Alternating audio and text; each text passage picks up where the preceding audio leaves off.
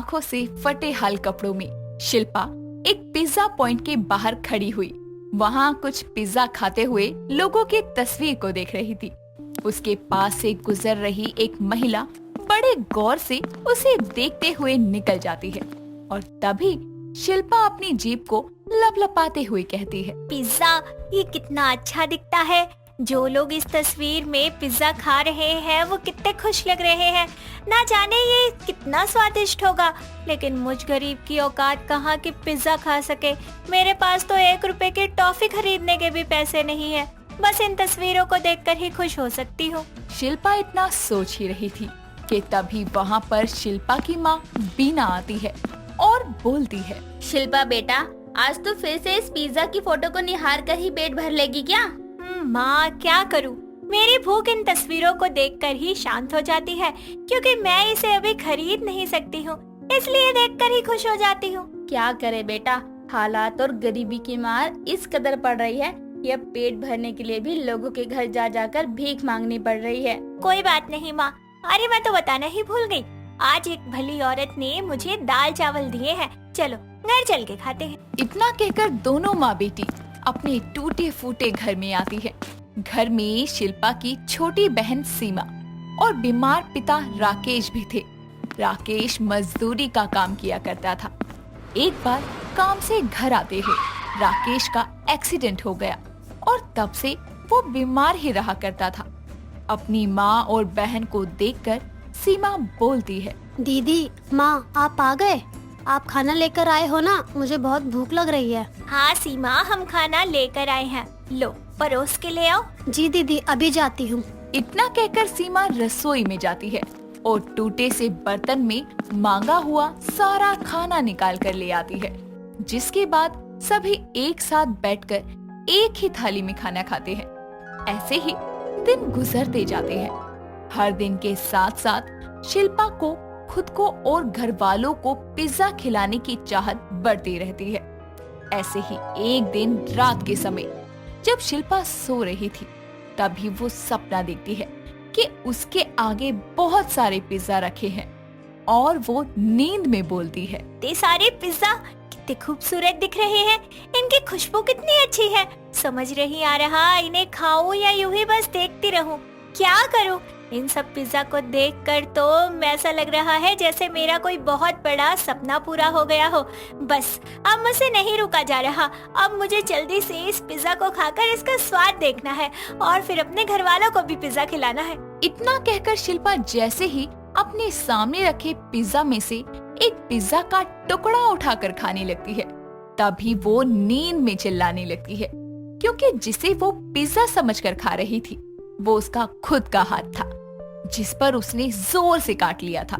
शिल्पा की चीख सुनकर सीमा और बीना उठ जाते हैं और बोलते हैं, क्या हुआ बेटा? दीदी आप ठीक हो ना? और ये आपका हाथ? अरे मैं ठीक हूँ, वो मैं सपने में पिज्जा खा रही थी और वास्तव में मैंने अपने हाथ पे काट लिया। मेरी बच्ची, मुझे माफ कर दे, मैं तेरी इतनी सी भी ख्वाहिश को पूरा नहीं कर सकती। पिज्जा हम जैसे गरीब लोगों के घर में खाई जाने वाली चीज नहीं है, क्योंकि हमारी इतनी हैसियत ही नहीं है। दिल छोटा मत करो माँ, कोई बात नहीं, कभी ना कभी चाहे एक टुकड़ा ही सही, पिज्जा तो मैं खाकर ही रहूंगी और सबको खिलाऊंगी भी। सच्ची दीदी? हाँ सीमा, एक दिन ऐसा जरूर आएगा। चलो आप जल्दी से सो जाओ आप दोनों, मेरी वजह से आपकी भी नींद खराब हो गई। और माँ आप इतना सोचा मत करो, गरीब के घर में भी पिज्जा आ सकता है और जरूर आएगा, मैं लेकर आऊंगी। शिल्पा की बात सुनकर सीमा और बीना वापस से सोने चले जाते हैं, पर शिल्पा की आंखों में अभी भी उसके सपनों वाले पिज्जा ही घूम रहे थे और वो मन ही मन में सोचती है, आखिर कब आएगा वो दिन जब मुझ गरीब के घर पिज्जा आएगा, कब मैं उसे खा पाऊंगी। भगवान मेरी जिंदगी की ये ख्वाहिश पूरी कर दे। ऐसे ही पिज्जा खाने के सपने आंखों में लिए हुए शिल्पा सो जाती है। अगली सुबह शिल्पा शहर की तरफ भीख मांगने और काम की तलाश में जाती है। यूं ही चलते चलते वो एक बड़े से घर के बाहर जा पहुंचती है और दरवाजे के बाहर खड़ी होकर बोलती है, मेम साहब, कोई है क्या?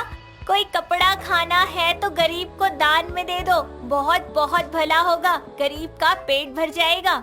शिल्पा की आवाज सुनकर हाथों में कुछ पुराने कपड़े लिए शोभा नाम की एक औरत बाहर आती है और बोलती है, ले बेटा, ये कुछ कपड़े हैं, इन्हें रख ले, तेरे काम आ जाएंगे। बहुत बहुत शुक्रिया मालकिन। अच्छा मालकिन, यहाँ आसपास किसी घर में काम मिल सकता है?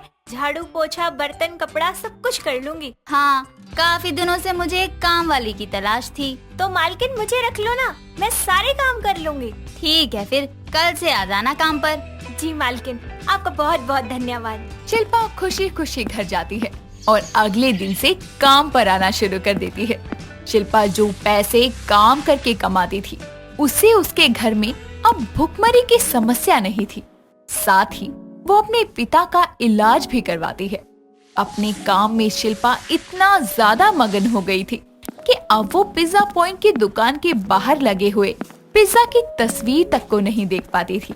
वहीं शोभा भी शिल्पा के काम से बहुत खुश थी और वो भी कभी कभी उसे कपड़े और अन्न मुफ्त में दे देती थी।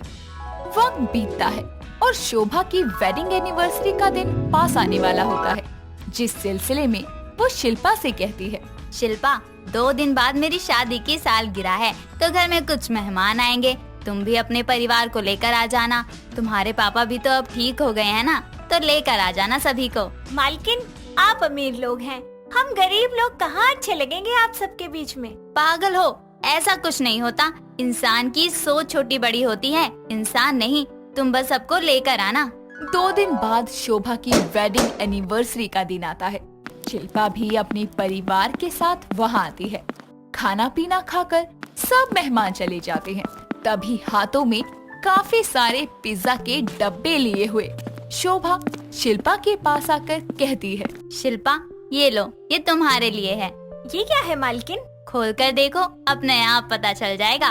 अरे वाह, ये तो पिज्जा है जो मैं हमेशा से खाना चाहती थी और अपने परिवार को भी खिलाना चाहती थी। मैंने कई दफा तुम्हें उस पिज्जा पॉइंट के बाहर खड़े देखा था और तुम्हारे चेहरे के हाव भाव देखकर साफ मालूम होता था कि तुम कितनी इच्छा रखती हो पिज्जा खाने की। तो ये सारे पिज्जा तुम घर ले जाओ और आराम से खाना। शुक्रिया, बहुत बहुत शुक्रिया। इतना कहकर शिल्पा अपने परिवार के साथ पिज्जा लेकर अपने घर आती। इस तरह एक गरीब के घर में पिज्जा आता है और शिल्पा का अधूरा सपना पूरा हो जाता है।